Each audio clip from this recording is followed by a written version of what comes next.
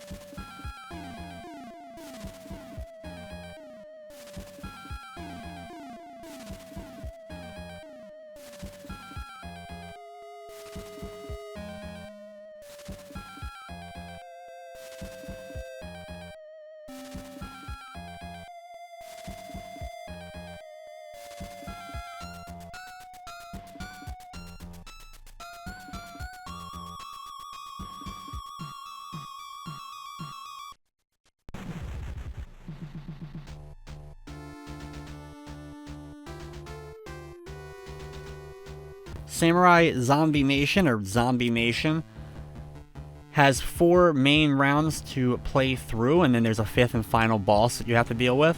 You can play the game easy or hard mode. I'll be playing on the hard difficulty setting for this run of the game, and starting with round 1, and it'll automatically go to the next rounds. The game is very fast-paced with a lot of stuff going on at all times. It can be very easy to get ganged up on or hit multiple times by enemies throughout the game and lose health quickly.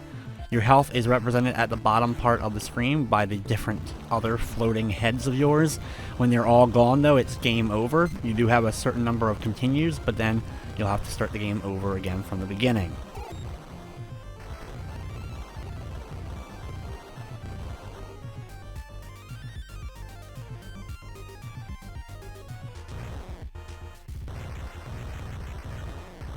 For blasting enemies, you can either hold down the button or just press it. In the Japanese version, you have to press it first before you get the rapid fire, which is what is automatically given to you in the North American version. But usually I end up just kind of pressing it just to make sure I'm timing my hits and where I need them and everything.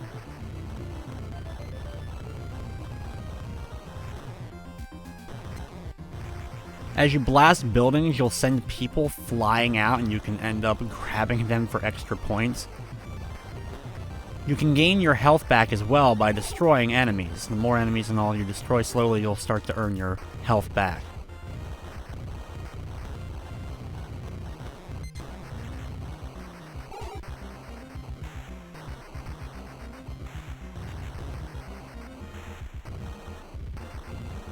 Each one of the main levels is broken up into 2 big parts, and then you'll have to face off against a boss battle afterwards. Be careful of the electricity here. Some of the most deadly things are the stuff like that. That electric shock that just kind of appears, and if you run into it, it can drain your health pretty quickly.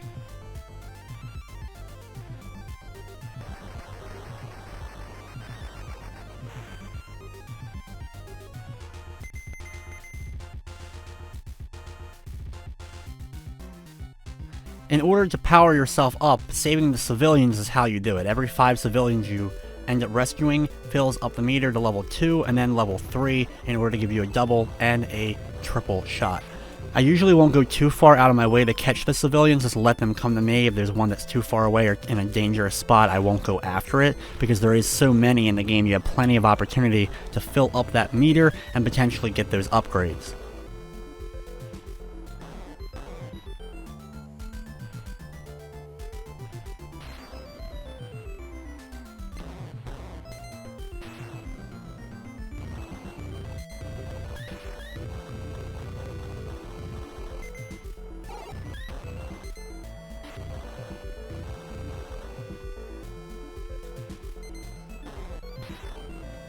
I'm going to stay near the bottom of the screen for this area to have most of the enemies go above me as I'm destroying some of the buildings. Be extra careful of the electricity like before.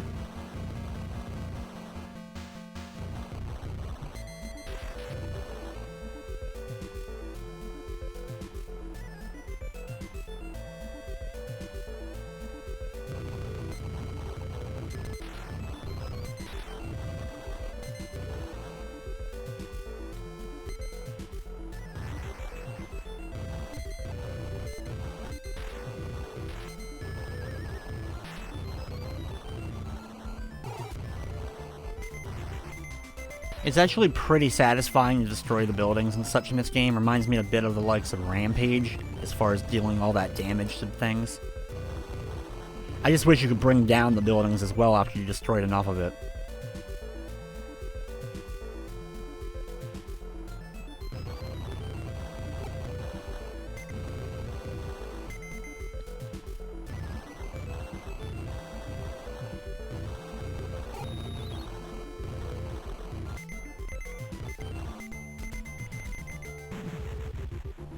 We're getting close to the end of the level here and getting ready for the boss fight.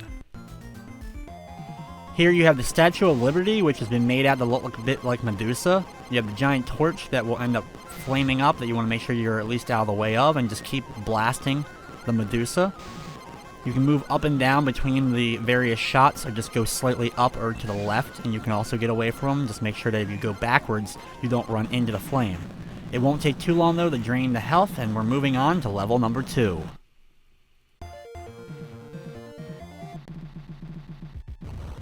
Level number 2 is the Grand Canyon. An interesting take on the Grand Canyon for sure. Be very careful of the electricity, just like in the last level. This is a common theme you'll be seeing all throughout the levels.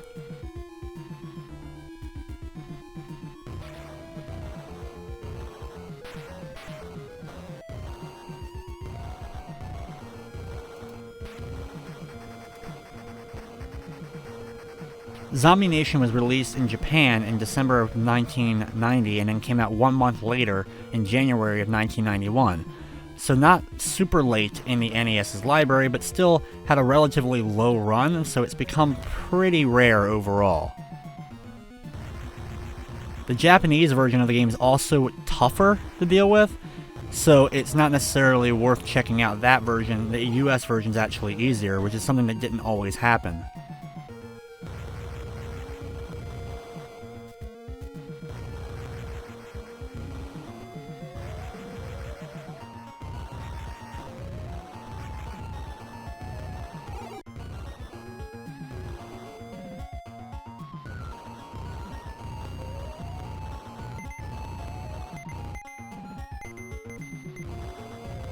There's a whole lot going on during a lot of levels of Zombie Nation, so really the game does a pretty good job of being able to maintain stability and not slowing down a ton, even with a lot of stuff going on.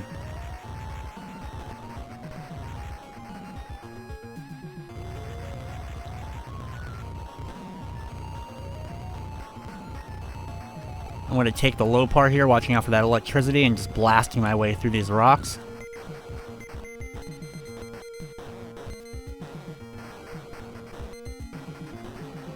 I have to wait for that right opportunity and then dash through the lightning. Keep firing at the purple ship until it's taken care of.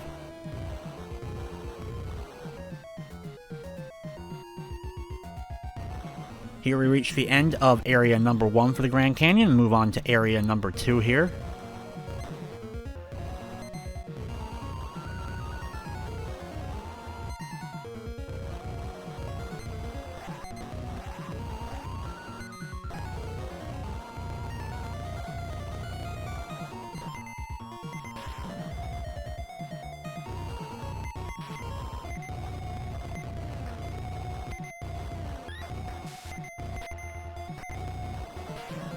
Be careful of the falling rocks. They're a little bit hard, obviously, to tell they're coming, but you want to try to get out of the way of them as you can.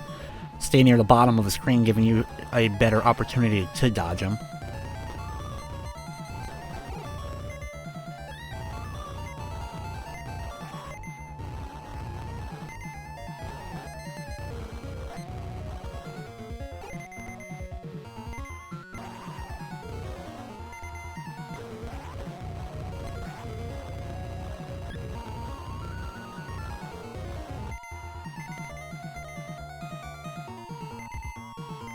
One thing I should mention with the lightning is that it doesn't end up actually taking you out completely. In fact, it takes away 1/8 of your health each time, and then if you get hit multiple times real quick, it can drain your health all the way down to a single one head in just a matter of seconds. But thankfully, at least it won't defeat you, but right after that, if you're not careful, you're more likely to get taken out quickly by one of the other enemies.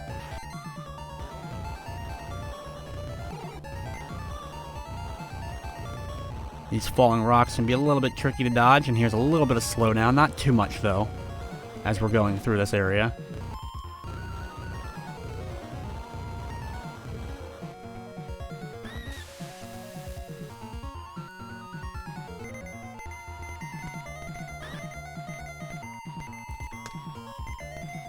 As we make it near the end of this area, you have these evil giant blue versions of yourself basically running around. Just a lot of hits are needed in order to take them down.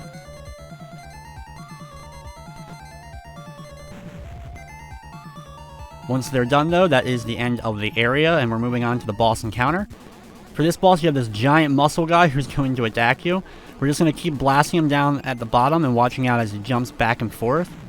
It doesn't take too many shots in order to defeat him, but an interesting fight nonetheless. Once he's done though, we're moving on to level number 3.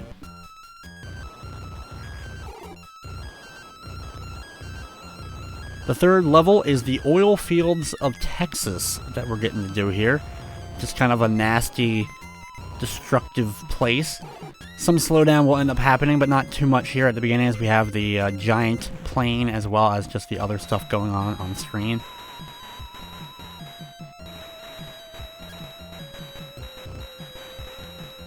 Watch out for the giant fire or smokestacks that are coming out here, that they don't end up hitting you.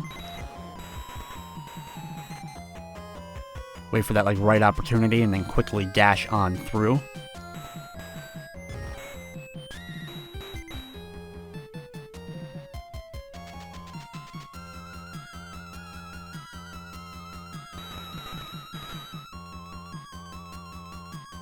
I'm going to stay a little bit to the right here for this plane, wait for it to come over some, and then go in front of it in order to deal with it.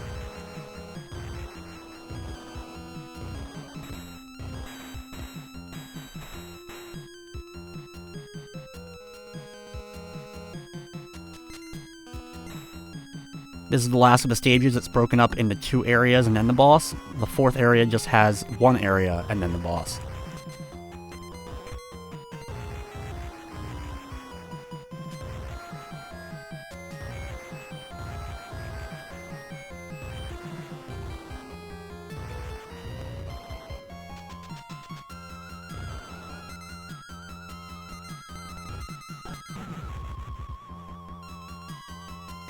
Here we have to deal with a couple of more giant planes. Get near the top of the screen, you can easily hit them as they're coming onto the screen.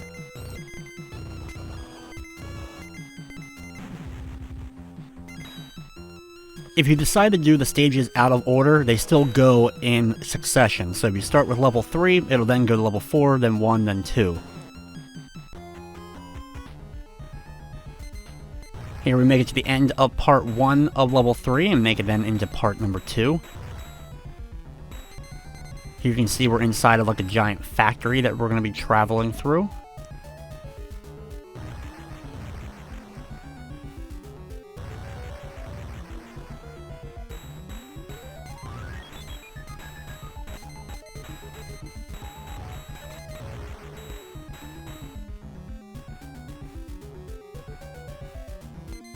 There's a lot of weird shoot-'em-up games that have come out there over the years, such as, like Proteus and the like.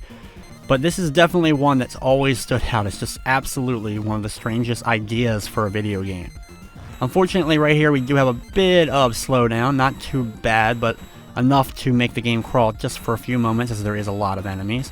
Be very careful in this level. You have to work your way through the pipe mazes in order to survive, and there's a few dead ends as well that potentially could lead you to end up being crushed. So you have to be extra cautious during the course of the stage and don't go too fast and too far ahead.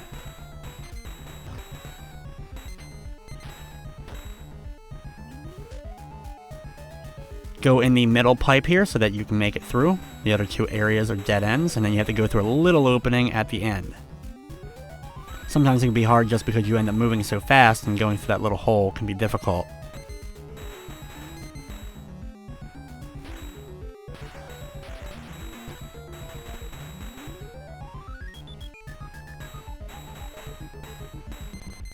Here you have some more pipes to get to the top just to make sure you easily escape it, as well as avoid most of the enemies.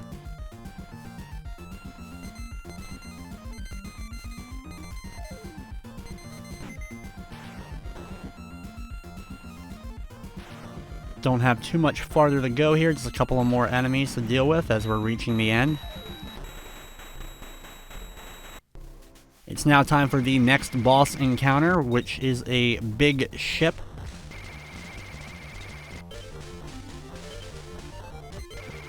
Basically, you just have to kind of ride this out and slowly make your way through it, dealing with all of the enemies and giant laser beams and such during it. There's a lot of firepower coming your way, just kind of quickly move out of the way. If the game slows down at all, use that to your advantage to get around the bullets.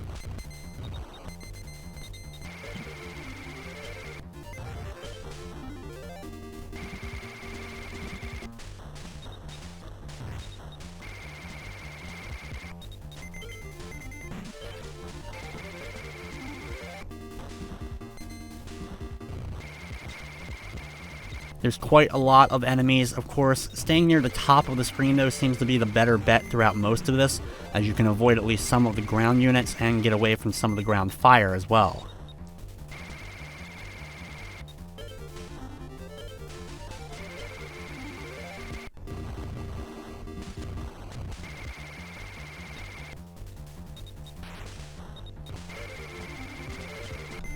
As we reach the end here, you have to blast like this core spot.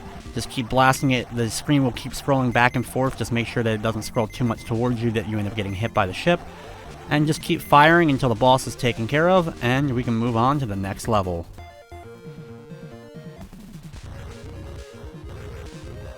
The next level is the underground caverns of the North Central United States. An interesting choice for a stage and theme.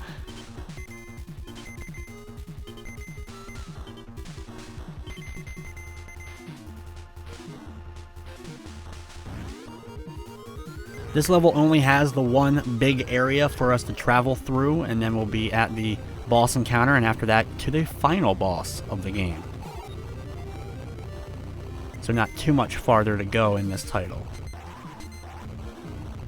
I do recommend checking it out though if you never have, just because it is a lot of fun. If you're a shoot 'em up fan and never given this one a go, it can actually be enjoyable. It's difficult for sure, just like most shoot 'em ups are, but it's enjoyable and so weird that it's definitely worth a play.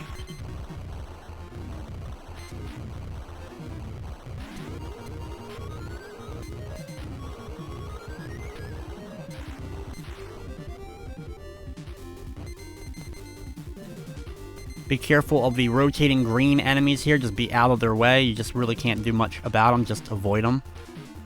If you're in the right spots though, hopefully you'll be able to avoid as they're swinging around.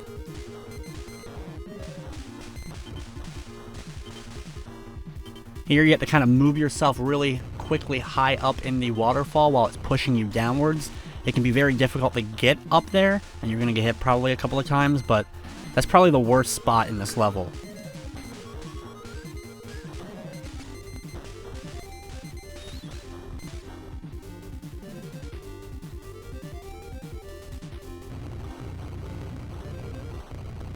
Quickly blast through all these rocks so you don't end up getting crushed, of course.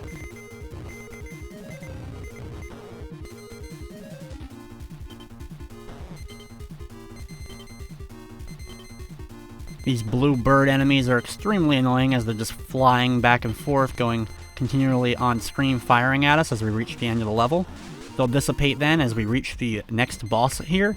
This is a really tough fight. These 4 snake-like enemies will come at you slowly.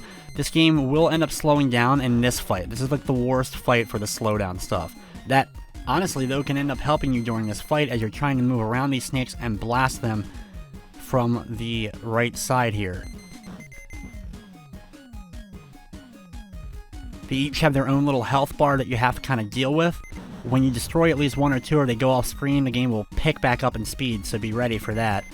Once you're down to just 1 or 2, it's not too bad to finish them off. Just kind of keep going around mainly in circles to avoid most of the projectiles, and here we are with the final boss encounter. For the final boss, all you need to do is attack his head and watch out for the blue spheres going around him. I'm going to watch out for him over here. Then when I get my opportunity to go back in to finish him off, and yep, that's it. That's the final boss. You can enjoy the ending, the Zombie Nation.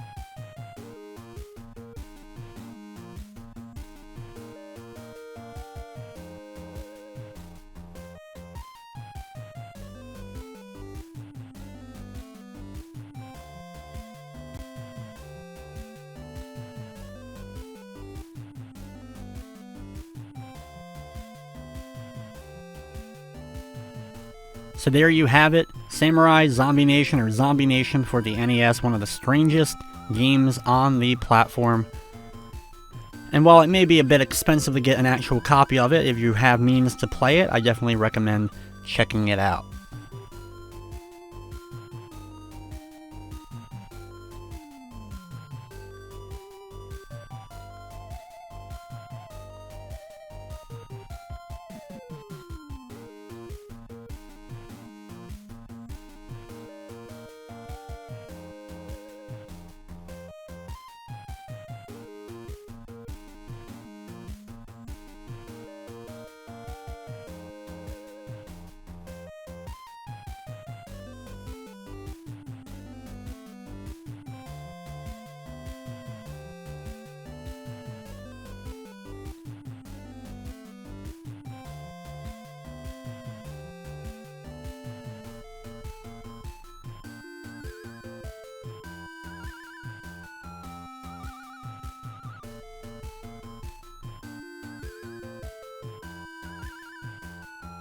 As the credits finish up, we get presented by Maldac/Live Planning. Maldac's one of those publishers that didn't do a whole lot of games. They did some Game Boy games, SNES, and the NES title here, but that was about it. With that though, it will wrap up this episode of Play It Through. I'd like to thank you for watching, and of course, I hope you enjoyed.